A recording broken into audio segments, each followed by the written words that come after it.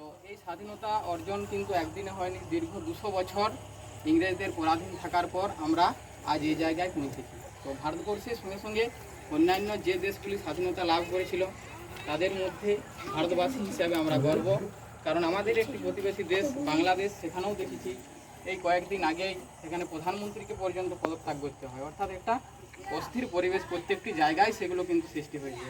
পাকিস্তান পাশাপাশি একই রকম দেশ, তার তুলনায় কিন্তু ভারত অনেক এগিয়ে, অর্থনৈতিক, শিক্ষা, প্রত্যেকটি দিক দিয়ে প্রগতির পথে এগিয়ে আছে। তো আমাদের দেশের যে ব্যবস্থাগুলো আছে সেই প্রত্যেকটি ব্যবস্থাকে আমরা স্বাগত জানাচ্ছি।